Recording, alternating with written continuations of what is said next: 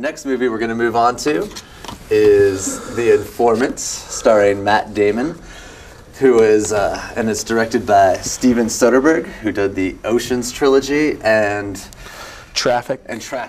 All right, so The Informant is a movie about a high-paid executive who has worked his way from the lowly beginnings. He started out with a PhD science, and he's worked his way up the chain of command, so he's now a high-paid executive of a company of cornstarch that just discovered the lysogene, which is going to make corn syrup more potent or something. I'm not really sure quite what the product is, but it's mostly about Matt Damon's character is going to inform on the company that he's working for to the FBI because they're doing immoral things with price fixing. And so that's most of the movie, is him going around and making tapes and becoming the bad guy in the movie. There's developing plot twists of his mental disorders, and apparently a lot of the stuff he tells the FBI he actually made up, and so things start falling in on him.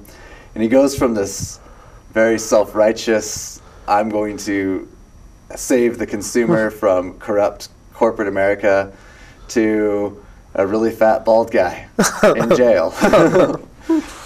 But it's based off a true story, and it kind of keeps true to a true story feel. That was actually one of the more disappointing parts of this movie, I thought. I was really disappointed in the fact that not much happened in this movie. It was a guy is informing on his own company to the FBI, but almost all the footage is just him trying to get the footage and then befriending the FBI people who carry around a photo of the guy and his family because they think he's a hero, until it turns out he's been lying the whole time.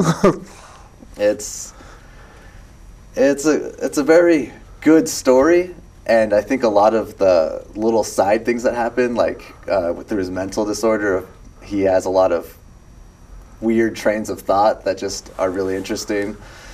But overall, I was pretty bored during this movie. I gave it a D because I didn't like the character. Like at the beginning, I'm like, oh, I can like Matt Damon's character, and then halfway through, you have no one to root for.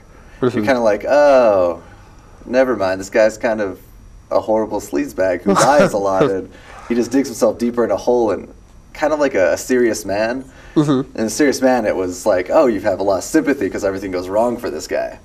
Whereas in this one, everything goes wrong for this guy, but it's his own fault. And you're like, well, no, I could care less about you now. And I was really disappointed by the end of the movie that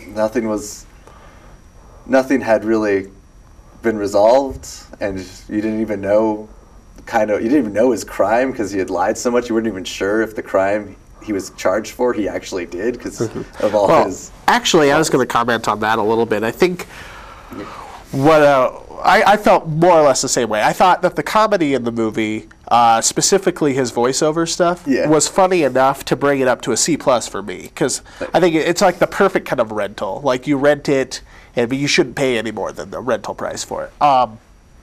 But there was some good laughs in the movie, and I did like some of his insights.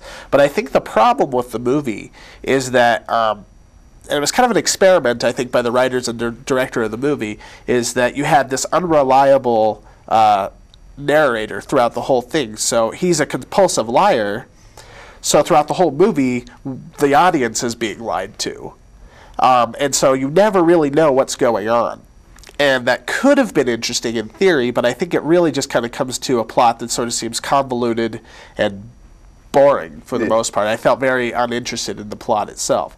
However, I did like everything else about the movie. I thought the acting was really good. Like I said, I really liked the voiceover. I like the look and the tone of the movie. This kind of faux 70s soft, light look. See, I actually didn't like that part because the movie's supposed to take place in the 90s. But you kept thinking 70s. And I kept thinking 70s through the whole thing, and I was like, and that actually bugged me in the end when was like watching it thinking this all took place in the 70s, and you find out, you know, all these dates are popping up in the 90s, and it didn't click with me. So I was just like, no, that part actually kind of bugged me. Okay, fair enough. But yeah, I think there's a lot of good cast here. I really like Scott Bakula as the CIA agent, and I mean there was some funny like hijinks or whatever. But yeah, in general, there's a good 20 minutes, good 15-minute increments where the movie just kind of seems to sag and drag a little bit. But yeah, I'd say it's not. It wouldn't be a painful rental, but yeah, I know what you mean. It didn't keep my interest throughout the whole thing, and the plot just kind of seems sort of overly confusing.